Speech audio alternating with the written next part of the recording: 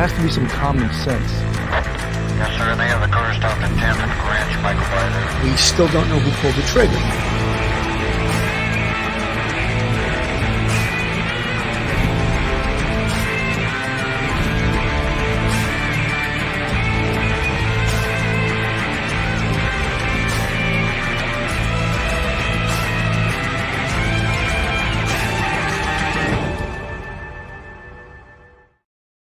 Hello, everyone, and welcome to Police Off the Cuff Real Crime Stories. I'm your host, retired NYPD Sergeant Bill Cannon, a 27-year veteran of the NYPD. And with me today is retired NYPD detective and straight out of Brooklyn, Phil Grimaldi. How you doing today, Phil? I'm doing pretty good, Billy. How about you? Pretty good. You know, I know that you had told me last night about the two shows on NBC and also on 2020. In regards to the Idaho case, Dateline NBC, and 2020, I did a show earlier on that. But there was really no new information that we hadn't reported on since we had been covering that case since November 13th when it occurred. But I think it was good that two, of course, huge broadcast stations had sort of spread the word to the whole country about what's going on with that case, because it's, you know, even though we've been covering it since November 13th, it really is a horrific case and something that is going to stay with not just us and the University of Idaho and the families of the four kids that were killed, but the entire nation and maybe the entire world. It's really a horrific case. Think about how powerful it was that two independent networks had shows like in the same time frame about this story. That just gives you an idea of how interest there is throughout the whole, not only the country, throughout the whole world. I mean, it's just such a horrific case. So the kids so innocent, slaughtered the way they were slaughtered, and now we're looking at obvious, signs of a serial killer, perhaps maybe stopped before he was able to kill more. So again, I think everybody wants to find out as much detail as possible about Brian Colberger and about the four victims. And I think that I didn't get to see much of the two shows last night, but it seemed like there was a focus on the victims, which I like, that showing that there were real people. And again, horrible, but we'll stay tuned on it, and anything that pops out, and I'm sure we'll be right on top of it. You know, folks, I always hate to refer to them as the victims, so that's their names on the screen: Ethan Chapin, Zaina Knodel, Madison Mogan, and Kaylee Gonsalves. And God rest their souls. And we're hoping that there'll be a successful prosecution. You know, I always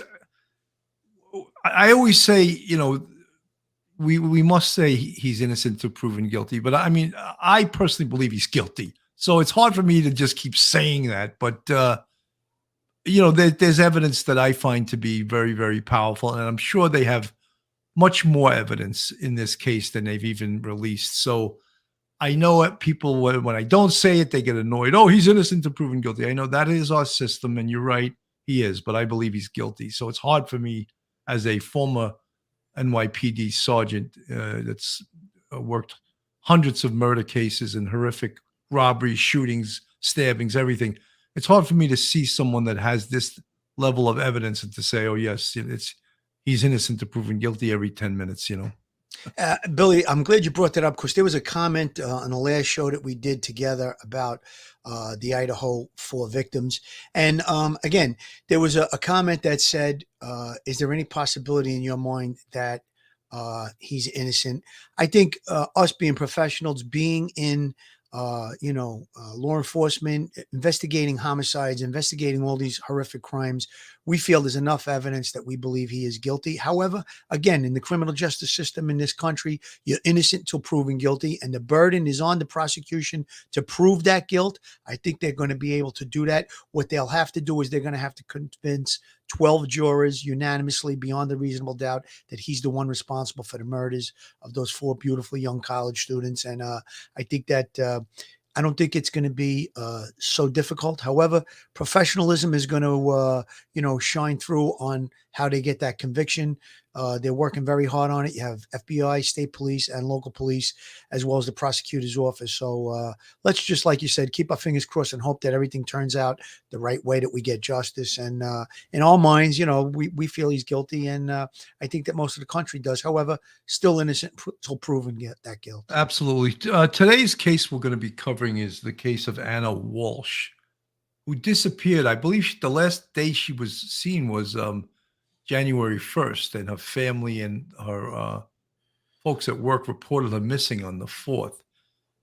This, Phil, seems like a classic case of domestic violence. It's been,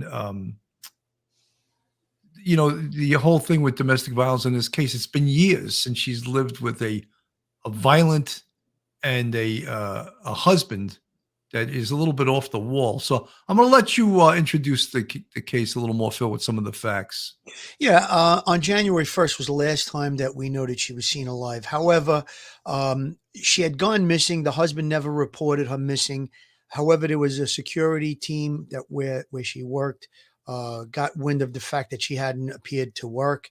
That security personnel contacted the husband, and at that point contacted the police when he hadn't reported her missing.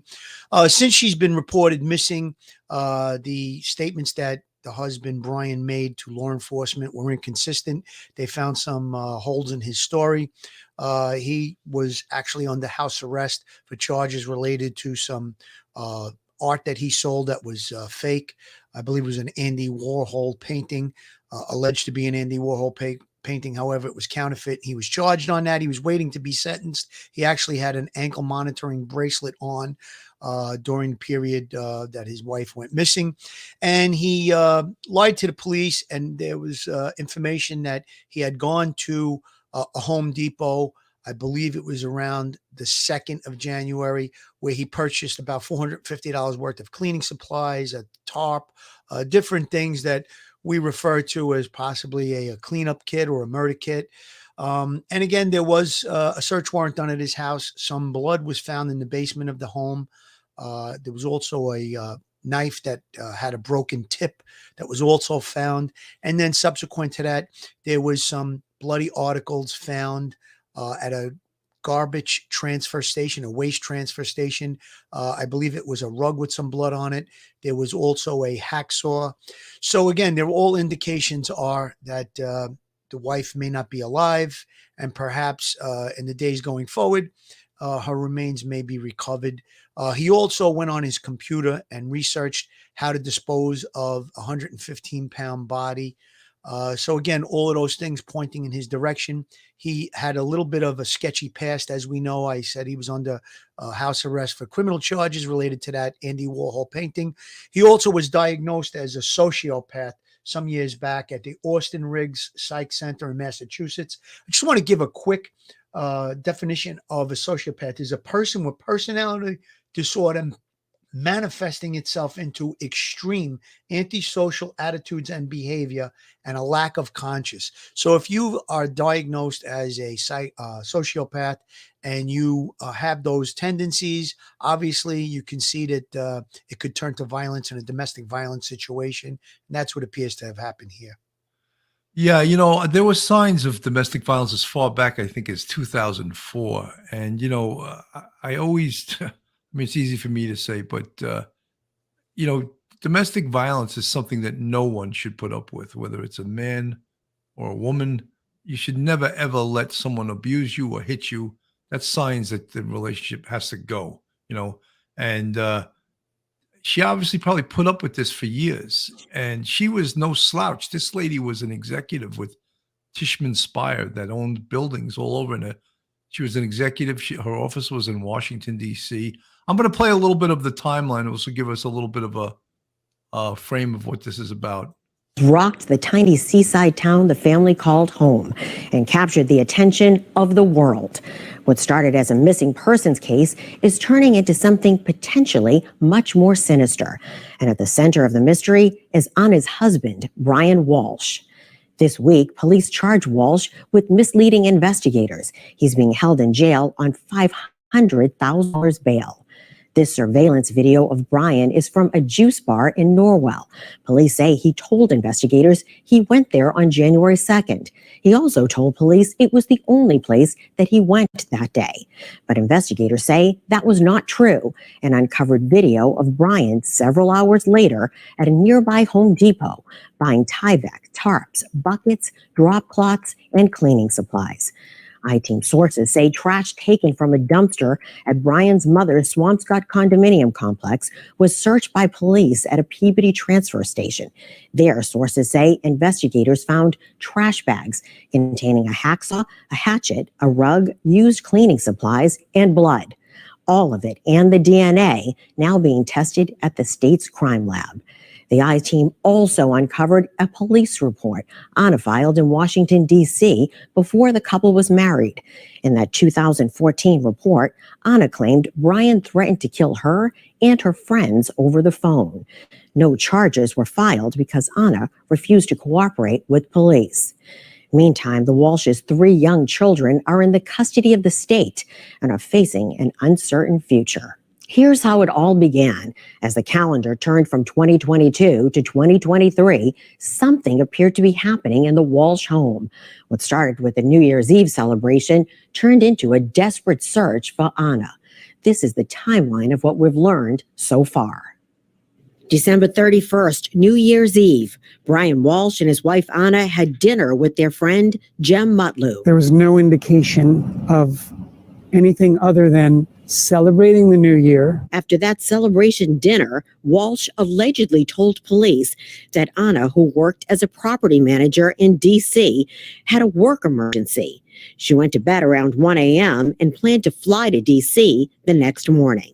Friends say their Happy New Year messages were never returned. January 1st, 2023, New Year's Day.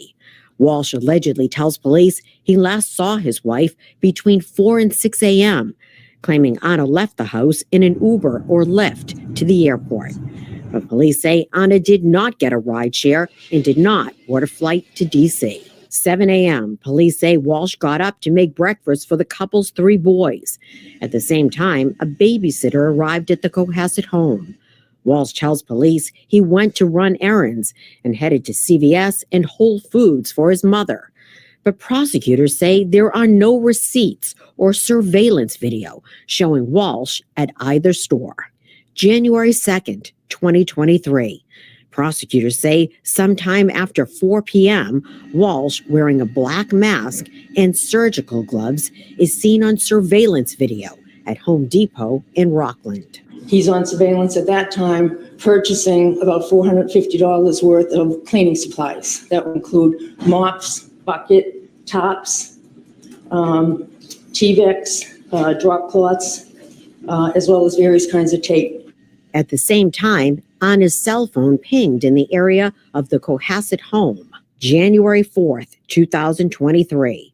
Washington, D.C. co-workers notified police that Ana did not show up for work. We received simultaneous reports from her employer in Washington, D.C., as well as her husband. Walsh's lawyer says he also called friends looking for her. Good afternoon. It's Brian Walsh. I hope all is going well. I was just reaching out to basically everybody I could. Ana hasn't been in touch for a few days. Do you know anyone that might have had contact with her?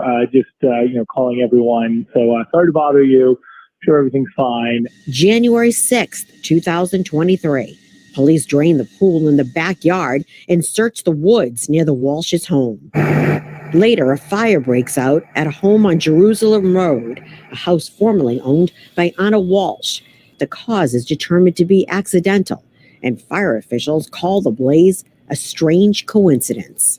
January 8th, 2023, police arrest Brian Walsh, charging him with misleading investigators. Police armed with a search warrant search the home. Blood was found in the basement area, as well as a knife, which also contains some blood. January 9th, 2023. Walsh appears in court and pleads not guilty to misleading the investigation.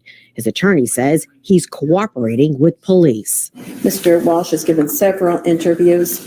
We have consented to searches of his home. We have consented to searches of his property.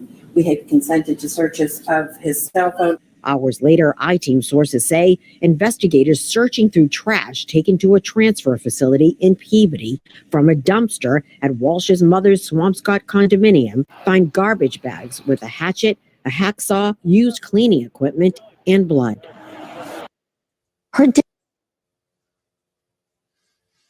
Amazing, right? I think, based on what I'm hearing there, they have enough to arrest him right now. I think they have probable cause. They're probably waiting because they're in no rush because he's being held on that other charge. Exactly. But if he were granted, I think they said a $500,000 bond. But if he was to get out, I think they would pull the trigger and arrest him on this. Another interesting thing is that Ana was starting to liquidate her properties. She apparently owned numerous properties, which is an indication she was probably getting ready to leave him. And perhaps he knew that, and that may have, in his crazy mind, forced his hand to do what he did. Who knows, Billy? But I just want to piggyback one thing that you said early on about domestic violence.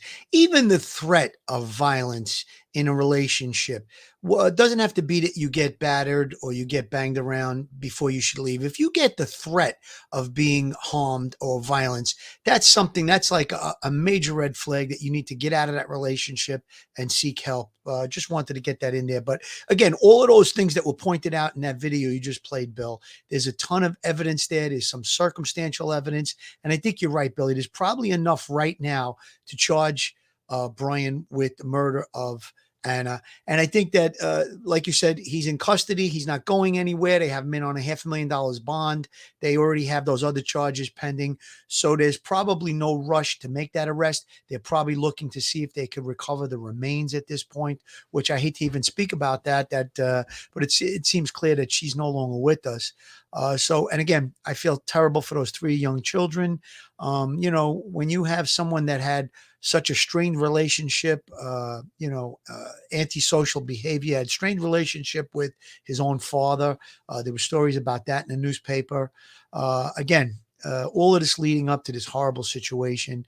But I do think that at this point, there is enough. And I'm sure there's a lot more work being done regarding the DNA evidence that was recovered, cell phone technology. Again, we talk about video surveillance, traffic cameras, all of that stuff. His movements are going to be pretty easy to track at this point. Again, he did have that ankle monitoring bracelet on. And again, if he had his cell phone. So I think they're going to be able to figure out some locations that they can search for remains, and perhaps they will come up with the remains of this victim.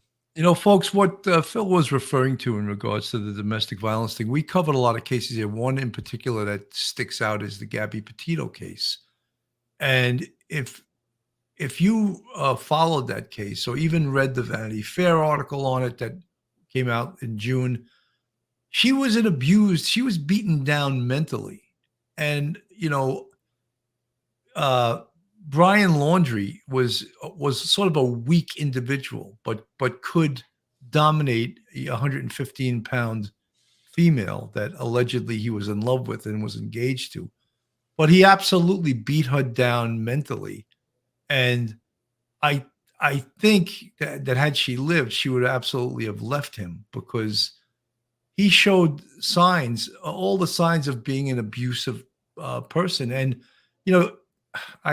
I hate to bring up this case, but I'm just trying to draw a parallel to this. But Brian Laundrie, his family were shitheads too. And his mother and his father both covered up for him after they knew that he killed her. So, I mean, they're bad people in my mind. And people, you can disagree with me. His mother even volunteered to get him a shovel to bury her. I mean, how horrific were they? They knew what he had done, and they still were trying to cover it up. So, domestic violence takes many paths. It has many enablers. And we're not going to oversimplify it and say, oh, she should have left. We know it's difficult. And there's a type of syndrome called Stockholm syndrome. And I believe that also exists in domestic violence, where someone just identifies with their abuser and allows it to go on. The Stockholm syndrome, of course, was from kidnappers that after a while identified with their kidnappers, even to the point where they helped them And you can draw a parallel between a kidnap victim and a domestic violence victim and using Stockholm syndrome. Absolutely, Billy. And a lot of these abusers, they architect a relationship where they isolate the person from other people. And again, that was one of the things that happened in the Gabby Patino case, where when she wanted to go out with her friends, Brian would steal her identification so she couldn't go to a bar with her friends and different things like that. And it's all part of the domestic violence profile, isolation, perhaps. In this case, Brian Walshe got wind of the fact that she was going to sell off these properties like you were talking about earlier. And the indicators were there that she was going to leave him, and he may have reacted. Now, there was something kind of cryptic about the situation where there was a message written on a champagne box related to 2022 and 2023. It hasn't been 100% determined if Ana wrote that message, but I'm going to read the message. It's a note on a champagne box, and it says, "Wow, 2022, what a year. And yet we are still together. Let's make 2023 the best one yet. We are the author of our lives. Courage, love, perseverance, compassion, and joy. Love, Ana." Now, could that have been a perhaps red herring that he put out there to throw off investigators, that they were in this wonderful relationship, that she was looking forward to 2023? Or was it a real message that Ana wrote? Again, we don't know for certain if that was her handwriting, but I'm sure that's being looked into. Nick in the chat, this case reminds me of the Doulos case in Connecticut. Yes. Fotis Doulos was suspected of killing his wife, and she was never found. He killed himself, leaving their children behind. Tragic case. Yes, very, very similar to that case. Here's this woman, Ana Walshe. I think she was from Serbia. A very accomplished person, beautiful human being. I mean, physically beautiful, but also accomplished in her field, which was real estate. And you wonder, she dominated in her field. She was so good at it, but how did she get dominated by this man in her relationship? Those are some of the questions. I can't answer it. It's a sort of a rhetorical question, but she was dominated by this domineering and scary. The guy looks scary, physically threatening. And these are some of the questions we have. And of course, rhetorical, because this is what domestic violence looks like. Billy, when you think about it, you're making a really good point that someone who was, as accomplished as her could be trapped in this type of relationship. But again, maybe in the beginning part of the relationship, there was no signs of it. He may have showered her with gifts or showed a lot of love and affection. And then once you put the component of the 3 children involved, and I think that a woman's instinct, a motherly instinct to protect the children, perhaps that's what may have trapped her in the relationship, to try and make things work for the sake of the children, keep the family together. I'm not sure if that's the case, but that's what I'm thinking at this point. And, when you have a situation with 3 children, she has to now, if she's going to separate herself from him, be able to provide for those kids, and, a long maybe battle in family court and stuff like that. Those are the components that may have kept her, staying in this relationship with Brian. Karen Kennedy, thank you for volunteering this, sharing this with us. I live with a narcissistic husband, learning much about it. The nice mask comes off, especially when the partner decides to leave.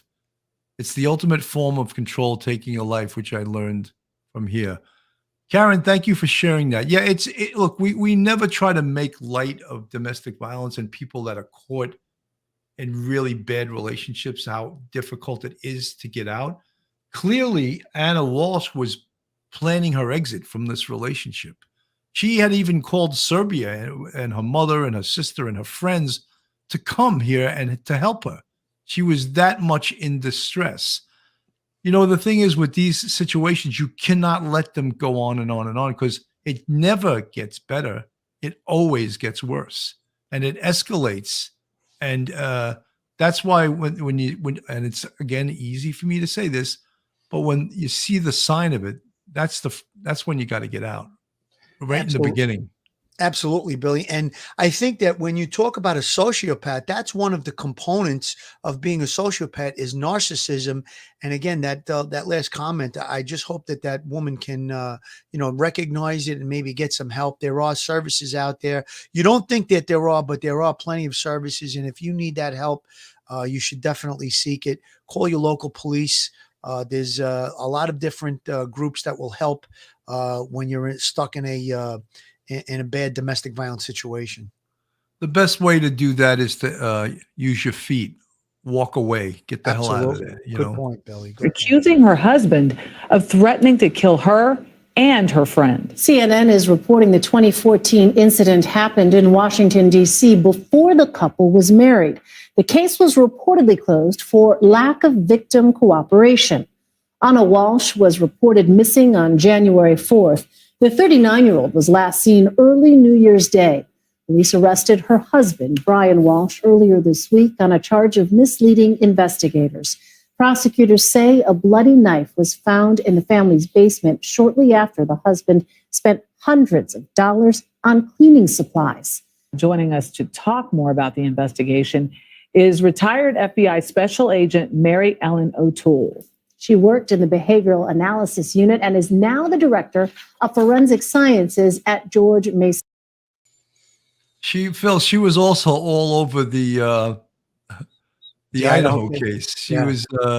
She's actually very good. She's a professor, and former FBI. So out of a lot of the behavioral analysts that we heard commenting on the Idaho quadruple case, she was perhaps one of the best.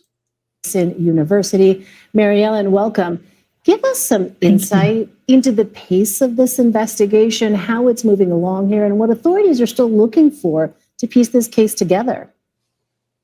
Well, this is going to be a very challenging case for the investigators because if they ultimately don't find a body, they have to be able to show that the victim did not voluntarily go missing, because it's not a crime if you voluntarily go missing as an adult. So they're looking at three categories of things. They're looking for physical evidence, and that means DNA, hairs, fibers, fingerprints. They're looking for the technology. They're looking for cameras and cell phone information. And then they're establishing something that's equally as important, and that is a personality assessment of the victim, and they're looking for that victim's patterns of behavior. So in other words, they want to be able to present to the jury, this is someone that would not voluntarily go missing, and here are their patterns of behavior, and here were their future plans going down the road. So those three categories are critical, and that takes time to be able to put all of that together. We've heard or learned more about Anna's husband, Brian, who's already been charged with misleading investigators. He's awaiting sentencing in a federal case. I just want to comment on that misleading investigators. I know we in the NYPD, we didn't have that charge. No. We could charge someone, if they filed a report and you could prove it was a false report, we could arrest them for that. But we couldn't arrest them for lying to us. That's something the FBI also has that. And I was unaware that a local police department could have a charge like that, but I guess it's must be in the state of Massachusetts penal law that's a charge, but it's not a charge in New York City. It sounds like a local statute, Bill, and you're right about that. You can't lie to an FBI agent. It's a federal offense. However, we always had that little bit of a stumbling block. If a person lied to us, we couldn't charge them with that. However, you did make the point. If you report someone missing and you can prove that they're not missing, again, falsely reporting an incident, misdemeanor charge could be applied. Well, if it's a false report, I mean, a lot of people will report false crimes sometimes to cover up something else. Right. And if you can prove it's false, for example, they said, I was at this location at this exact time, and you check video and they were nowhere near there, you can disprove their claim, and you have them make the report, and then you disprove the report and you lock them up for filing a false report. It's done all the time in New York City. Right. In the meantime, friends and family are speaking to his character. They're calling him everything from angry and violent to a, quote, sociopath. So what's your take on him, and how much weight will those statements in his past carry in this case? And also, the circumstantial evidence of the cleaning supplies, I think that just kind of spoke volumes to me as a viewer. Yes, that's very compelling. And first, to the opinions of friends and acquaintances. If their opinions were put into an affidavit is like raising your right hand in court. You swear to tell the truth. So that becomes important. And that would become important to prosecutors. However, when it comes to using a term like sociopath, I have some issues with that. That's an old-fashioned term. So if someone that was just a friend or an acquaintance of the offender used that term, that could just be thrown a label out there. In order to be assessed as a sociopath, the new term is psychopath. The old term hasn't been used for 45 years. That's why I think people are just throwing that label out there. That assessment, that label would have to come from a qualified psychological or psychiatric expert. So we have to be careful of labels, where they're coming from, and if they're in an affidavit. Now, relative to the blood and the some of the tears and shreds and some of the cleaning supplies, that's going to be important if they proceed and they charge this case, because it does show that there's some element of planning here, but it has to be demonstrated that that blood belongs to the victim. That is the victim's blood. That is the ultimate criteria. So, one of the things I expect someone to ask soon, and I'll ask it because no one's asked it yet: can a district attorney get a conviction for murder without a body? And the answer to that is yes, is absolutely yes. And when we talk about circumstantial evidence, the definition of circumstantial evidence is evidence of which you can infer from. And the thing is that circumstantial evidence, a lot of it piled up on top of each other, is very, very strong evidence. It's very strong. So circumstantial evidence for which assumptions, in essence, inferrals can be made. You can infer based on all of this evidence. They find him $450 worth of cleaning materials. Does that mean he killed his wife? No. But it's pretty strong evidence that he was looking to clean something up, searching on the computer how to get rid of a 120-pound body. Does that mean he killed his wife? No. Put that next to the cleaning fluids, right? Finding the knife in the basement, a bloody knife and other bloody instances. Does that mean he killed his wife? No. But now you have 3 strong pieces of circumstantial evidence. Pile that on top of each other, present that to a jury. Nana 617, thank you so much for the $20 super chat. Love you guys, and God bless. Thank you so much. We really appreciate it. Nona. So Phil, like that, I think that you can't explain circumstantial evidence any better than that. And as you present it to people and you pile it up on each other, they're like, wow, yeah, you're right. It is pretty strong. Well, there's going to be a lot more, because now we have, let's talk about the items that he bought in Home Depot. A tarp. Now, if they can tie the tarp to what was recovered in the garbage transfer station and it has this blood on it, apparently a DNA test will tell if it's Anna's blood. And then there's another component about blood evidence. I wish we had Ed Wallace on, because he'd probably be able to speak to this in a very expert fashion. But I think we're going to try to kidnap Ed Wallace from Duty Run. Yeah, we got to do that. But the point I was trying to make is, when blood is recovered, you can tell by the examination of this blood if it came from an artery or if it's just, like, let's say a paper cut or something like that. So again, we'll be able to establish that if there's enough of that blood that's found at that transfer station and the blood that's in the basement, if it's blood that came from an artery, that the conclusion that she's no longer alive could be made. So again, we'll be able to establish that.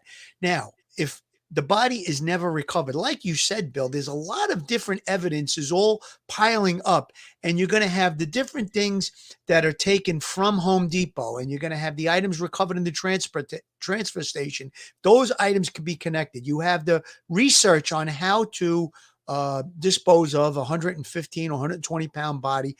Now, were some of those things that were researched perhaps used, like, did it say to cut the body up and use a hacksaw? They said they recovered a hacksaw. They recovered a hatchet. Does it mention that? So again, you're going to be connecting all these little pieces of circumstantial evidence together to get people on a jury, 12 people, to come to a decision beyond a reasonable doubt. And that's the real key. The word reasonable, it has to be stuff that would be to a reasonable person that sounds likely. So again, I don't think that just one thing in particular, let's say the Home Depot items alone, are going to be enough to convict. But when you put all these other pieces together and you can come up with a profile of a person that possibly had, domestic violence tendencies, sociopath tendencies, again, you're going to be able to get to that point where you'll be able to get a conviction. Another piece of circumstantial evidence, he paid for all those cleaning supplies in cash. Right. Tom Wearing gloves Cusinelli. too. He was wearing gloves when he was buying the items. Again, And a mask. And a Yeah. mask. well, the mask, you can probably explain that away with COVID, but he's wearing gloves. What was the purpose of that? Inside of a location, it's not that cold inside of a Home Depot that you need gloves. Right. Tom Cusinelli, the pattern jury instructions give descriptions or examples to help jurors. Very simple and understandable. Good point, Thanks for Tom. pointing that out, Tom. I think everything is made simple for jurors to understand the law. It's explained to them in their instructions, prior to going into deliberations. It's explained. Yeah, I mean, look, these cases are so sad because that Anna wanted out. She wanted out of this. She knew she was in a bad situation. She made some moves to get out, and it was too late. She perhaps waited too long. And she knew she was in trouble based on the fact that she called her mom and her sister and a friend in Serbia. She begged them to come here. So she knew that she was in really real trouble. Absolutely, Billy. And, when you're talking about last seen alive on New Year's Day, perhaps, maybe alcohol could have been involved in the spark that set off the homicidal rage. Things can escalate pretty quickly in a domestic violence situation. But when you add the component of perhaps alcohol, I mean, I'm not saying that that's the case, but again, you have to look at that. Maybe they're celebrating New Year's Day.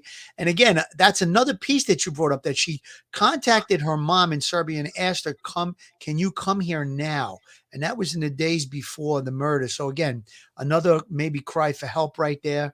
Another piece of circumstantial evidence. And I'm sure that, interviews being done with the mom and other relatives may yield some other things that we don't know about the relationship between Brian and Anna.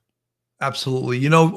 Folks in the chat are talking about this, that what someone just said, is it me, or does it seem like there's more of these domestic violence murders in the last few years?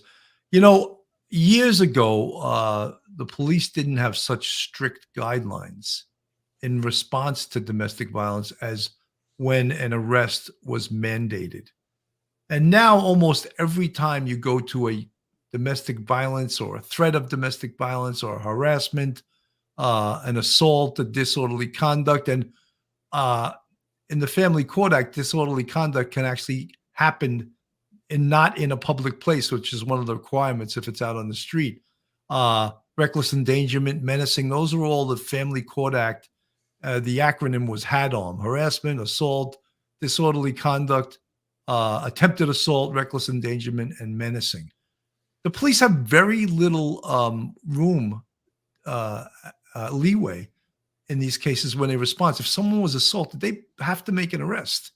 And that has prevented the escalation of a lot of domestic violence, because what happens is when someone's arrested for domestic violence, the judge automatically issues an order of protection. And not that an order of protection will protect you, but it will allow for the defendant, if he violates it, to be arrested much more easily than the first time.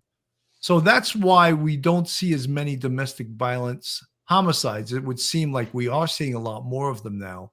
But in reality, numbers-wise, they have gone down a great deal from past years. Billy, what you're talking about rings to me the Nicole Brown and Ronald Goldman double homicide that was committed by O.J. Simpson.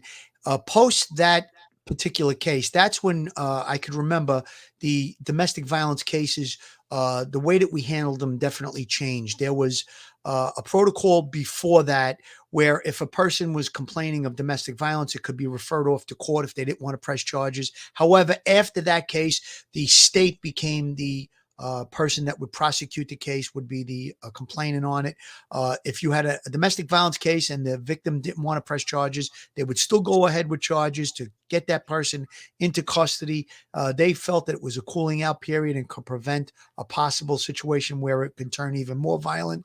And again, at like you said, there's at court an order of protection is issued for that victim, where the person that is abusing them has to stay away. And it also offered services, domestic violence services to that victim. So again, there was a big push to protect victims of domestic violence post that case. And we felt the changes in the Detective Bureau around that time of that case. Scott, Sergeant, didn't that change on our job to the primary aggressor if there were no injuries? Scott, you could be 100% right, because I'm talking from 11 years ago, 12 years ago when I was on the job. I just know when I was a patrol sergeant, when I responded to a case of domestic violence or a threat of domestic violence or the potential that there was domestic violence, I always erred on the side of making an arrest, because I never felt comfortable walking away from a potential domestic violence incident. And I always feared that I'll walk away and I don't arrest someone. Say it was a little fugazi, or it was there was some gray area there. I use a Brooklyn-ism, fugazi. I would err on the side of making the arrest because I felt much better being able to sleep at night if I took someone out in cuffs based on what I perceived as a violation, even if it was close.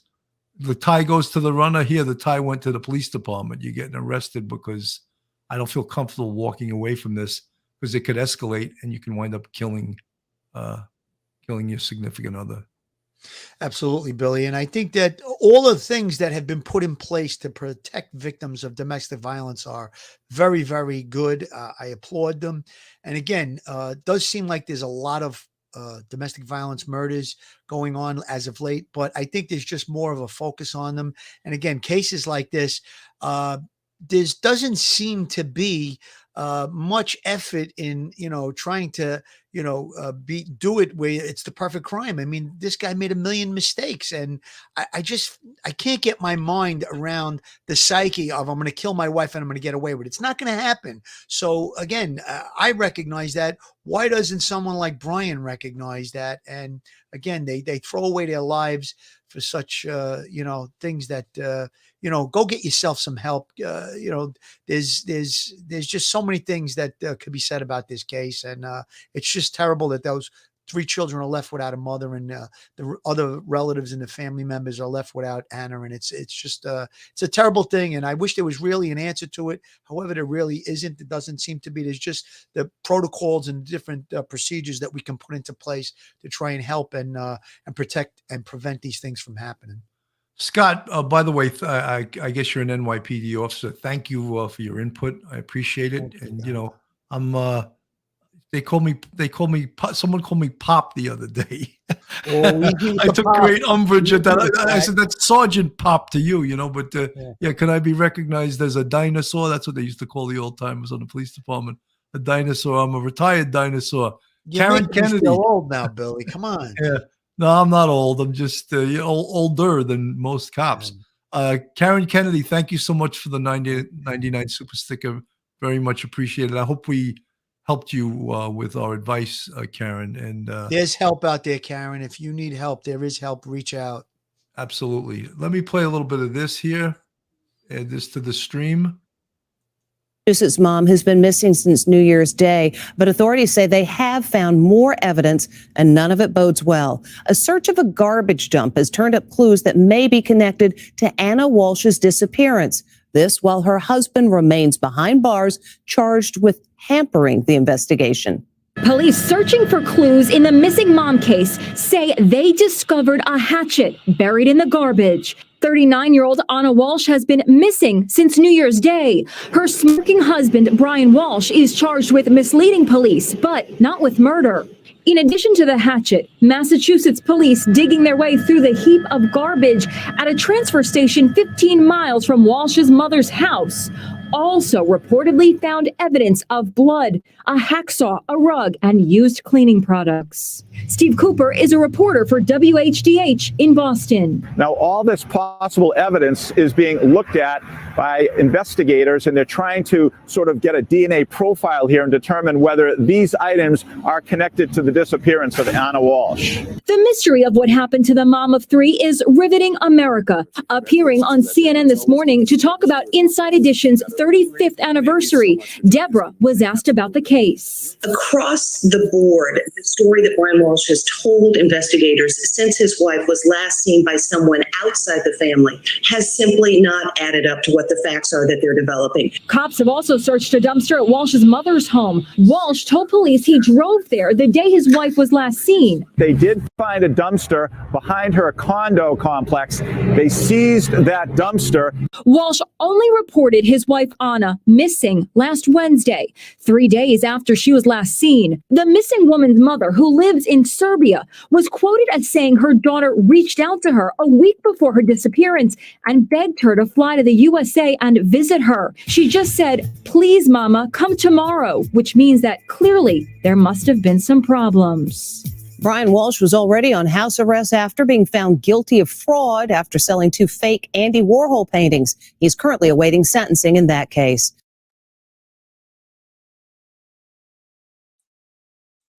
Yeah, these cases are very, very sad. I mean, especially when you know that they could have been prevented. But you know, the only way they could be prevented, the person who's involved in this situation has to take action themselves. You can't count on the police. You can't count on detectives. You can't count on your friends. You got to count on yourself. So you have to know that you're in a bad situation. Perhaps get counseling, get advice, but you got to get the hell out of there because look what happened here. And to think that this guy kills his wife, if in fact he did, and he leaves his 3 young sons without a mother. I mean, that's really sort of depraved indifference right there. 100%, Billy, depraved. And again, that statement a week before she is missing to her mom, can you come today? Come immediately. That sounds like a cry for help. Perhaps it wasn't so direct. She didn't say, "Come, I need help. My husband's abusing me." But there is, if you read into it, sounds like a cry for help there. I would like to, and I'm sure the police are looking into her cell phone, her social media. Perhaps there were text messages, maybe to a friend or a confidant that could also shed light on her disappearance, So I'm sure all of those things are being done. It's just a sad, sad situation. And, all of the things that he bought in that Home Depot, they talked about tape, they talked about tops, all of that stuff really, it leads to and makes you believe that perhaps he disposed of her. Again, I think they'll be able to perhaps figure out what his movements were on the day that they think that he did the disposing. So there still is hope that they can recover her remains. And I think at that point, obviously, there'd be some charges of murder against them. Well, I think they have enough right now to charge him, but that one's looking crazy. I think they have enough to charge him right now. However, I think they want to wait until they, in fact, recover the body before they do such. Justice, that department at University of New Haven. Thank you so much for being here with us. Certainly. Good morning. Good morning. And we are hearing a lot of these social media sleuths that are coming in. So the question is, how do you separate fact from fiction at this point? So web sleuths have become especially involved in cases here in recent years. They sometimes produce useful leads. However, in this particular case, the police are hot on the trail of being able to tie the husband of Ana into her potential murder. It's hard to make a case without a body, but it's not impossible. And so the police are very methodically going along, identifying potential evidence, sending evidence off to the lab, and getting ready to indict Brian Walshe before a grand jury there. But first, they need to get the forensic evidence back from the lab and be able to show that it's forensic evidence associated with Ana before they do that. And that's the question is, do they have enough evidence at this point? Because we do know that Brian Walshe, they are trying to, it does appear, hold him there with that misleading police charge. Is that what they're doing until they can gather enough evidence? Are they waiting for, as you mentioned, the grand jury to indict him? Right. That's exactly what they're doing is that they were able to arrest him on misleading police charges. He was already under house arrest over his art forgery sales. And so holding him is necessary to keep him from leaving the country while they put together their case. I think they are starting to get very close. Of course, if they were able to locate her body, that would make this a done deal. But the fact that they have yet to discover her body, this is going to be a little bit more difficult, but not impossible. Would you be surprised, and it seems like a lot of people have asked this question, if Ana was actually alive and the husband was not involved? Is that even a possibility at this point? Well, at this point, that has to be considered a possibility.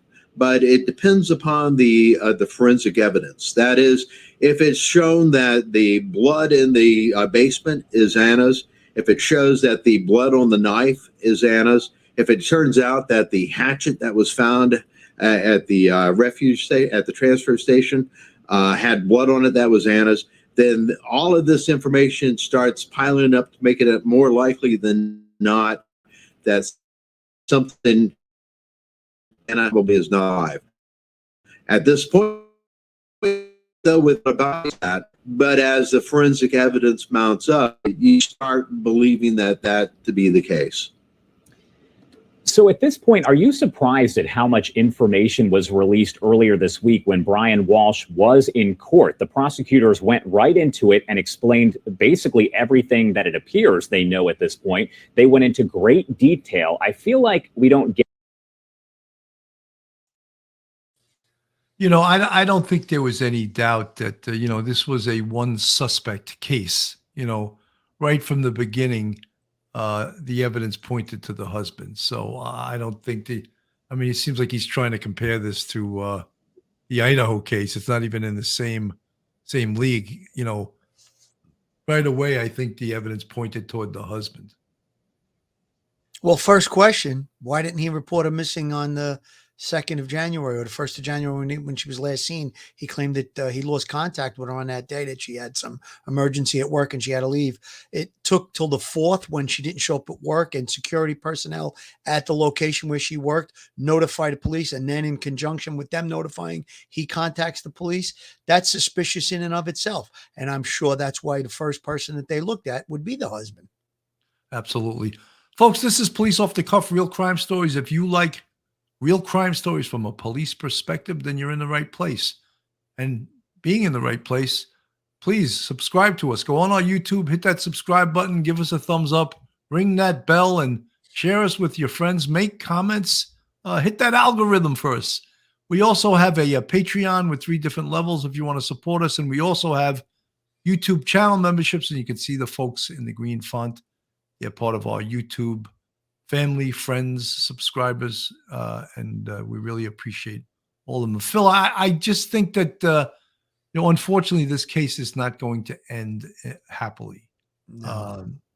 I don't believe that Ana is alive at this point. And I think at this point, judging on what I'm hearing right now, again, I said it early on, I think they have enough to arrest him right now for the murder. And we can't say it's a murder because they haven't recovered the body, but at some point, they're going to pull the trigger on this. Absolutely, Billy. And I agree with you 100%. The good thing about this case, if there is any good, is that he made a million mistakes. He put himself in a trick bag for this. I'm going to call it a murder. It appears that she's not alive. And the chances are that it's going to be a homicide investigation if it's not being handled that way now, which I'm sure it is. So again, he did make a lot of mistakes. He's going to be held accountable for this. Whether or not the arrest is made with the charges of murder today, tomorrow, or next week is really undetermined at this point. But again, like we said, he's in custody. He's not going anywhere. They know where his whereabouts are. And all they can do now is just build and build and build on the case that's eventually going to be brought against him. Absolutely. Phil, I just want you to. Joe Murray, attorney at law. Have you found yourself in a jam? Are you in need of legal counsel in the New York area? Do you need a victim's advocate? Well, Joe Murray is your man. He's not only an experienced trial attorney, he's also a retired 15-year member of the NYPD. He literally knows both sides of defense. His website is jmurray-law.com. His telephone number is 646-838-1702. Or you can email Joe at joe@jmurray-law.com. Joe is a big supporter of police off-the-cuff real crime stories and a terrific criminal defense attorney.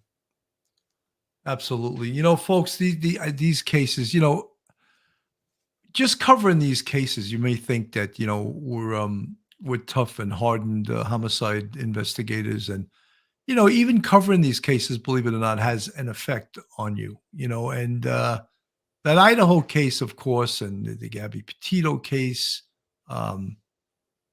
the one that Eliza Fletcher, you guys remember that one, the jogger in Memphis that was kidnapped right off the street and almost immediately murdered by a sex offender it was just horrific. Some of these cases, they really hit you almost the same way they did when I was the real police, and it's covering these. If we can help people understand or warn people about some of these things and create consciousness about crime and protecting yourself and how real investigations are done and educate our fans, our viewers, our friends, then I think we're doing a pretty damn good job. What do you think, Phil? Absolutely, Billy. Couldn't agree with you more. These cases are emotional. They tug at your heartstrings. You and I have both been choked up on different occasions talking about whether it be Gabby Patino, Summer Wells, any of the other cases that we've covered, that poor jogger that was murdered. I mean, that was just such a horrendous case. And on we go. The Idaho case, these cases, even though we're not, within the case, we're not, intimately involved in the investigation. We're from a peripheral. But again, you get to know these people. You get to feel the pain of what these families are going through. And it does take a little toll on you. But that's what we did as our careers in law enforcement. And we're going to keep doing it now and trying to, like you said, educate our fans, our subscribers, and just give people an idea of what's going on in these cases and how you get from standing over a dead body to a conviction for murder. Absolutely. Holly Nudie, thank you for the $5 super chat. Thank you. I hope Anna's friends can take their kids until her mother arrives. I think one or a couple of her friends have volunteered to do that. Right now, the poor kids are in the custody of child welfare, which is not a good place to be, I agree. I think her friends have volunteered. I hope that they take them up on it, or at least until Anna's family gets here from Serbia, and they could take the kids. Here's a situation where not only do they lose their mother, but even though we're not very sympathetic to it, they lose their father too. And explain that to you. I think the kids are like 4, 5, and 6 or something. The 3 young boys, just horrific. How do you explain that to a kid that age? How do you explain it to anyone? That's a tough one, Billy. That's definitely a tough one. But, when you talk about that they're in the custody of the state, it's for safety reasons. They don't want anything happening to these kids. And, it's not a good place to be, but I'm sure that family members and friends are going to step up. And let's hope for the best for those kids. That's a tough one to try and explain it to them. But the professionals in that field, psychological counselors, could perhaps step in and do some counseling. And let's hope for the best for these kids. They're in a very bad situation. Like you said, not only losing mom, losing dad too. So not a good situation, but, let's hope for the best. Absolutely. Heaven 57. Thank you for the $2 super chat and for the compliment. You are both good peoples. I'll take that as a big compliment. Thank you so much. Thank you. Really appreciate that. Well, folks, I think we basically covered this as best we could. This is the first time we covered. Actually, this is the first time in a long time we covered anything other than the quadruple murder in Idaho. And we'll still be covering that case. Mickey Mantle, thank you so much for the 20-pound super chat. Sergeant Bill and Detective Phil, the best. Thank you, Mickey Mantle. Very Old much number appreciate 7. it. I love Mickey Mantle. Lynn, I just saw Lynn made Lynn Scrattish. Why would this beautiful woman marry a man who threatened to kill her before they were married? Well, Lynn, you can't explain attraction. You can't really explain it. Sometimes people put up with things that others would never put up with, or when people get into domestic violence situations, they don't see a way out. They don't maybe think clearly on how to get out, and they think it's going to get better. And they love this person. This person swears they love them, and it's a vicious cycle, is what it is. When you think about the Brian Laundrie case and Gabby Patino, there was some domestic violence issues there, and he would always swear he was going to change, he was going to get better. And that's, unfortunately, like you said, that's one of the things of this vicious circle that, the abuser, apologetic, I'm sorry, it'll never happen again, I'm going to change. And the victim falls for it, unfortunately, and, continues on with that person, that relationship. But again, not good results, especially in this case. Absolutely not. So, folks, that's our show for today. I hope you enjoyed it. If there's any new information and even prurient information that we think you should know in regards to the Idaho case, we will definitely go back to that. We all know that it basically was given a 6-month sort of time frame between the next time they have to appear in court, which is June 26th. So during that time, they're going to be trying to investigate all the evidence that the police have and all that's going to be presented against Brian. And so that's the 6-month delay. And then they'll go back in the end of June. And as I said, mark my words, they're going to ask for a stay until September. So it very well could be close to 8 months before this case goes. Phil, final words. Final words. This is a heart-wrenching case again. However, we do seem to have the perpetrator in custody. I think there's going to be a good outcome with regard to justice in this case. And I just wanted to make a comment about our fans and our subscribers. This interactive format that we have on the podcast that we do, that's the part of it that I love, that we have people that'll make comments. We can answer their questions. They can challenge something that we say, and we can explain why we said what we said based on our criminal justice, law enforcement backgrounds. So again, that's the best part of it. Keep subscribing, guys. Keep giving us the thumbs up, and keep the comments and the questions coming. That's another good part of it, that we'll be off the air. We'll look at the comments and throw some, some comments back at you. That's a good part of this podcasting business. Absolutely. Judy Fisher, thank you so much for the $10 super sticker. Jennifer, I got a comment on this. It's very important, and I'm glad and you commented on this. Love makes you do crazy stuff. Me and my alcoholic boyfriend broke up and got back together a million times, and he finally died at age 42.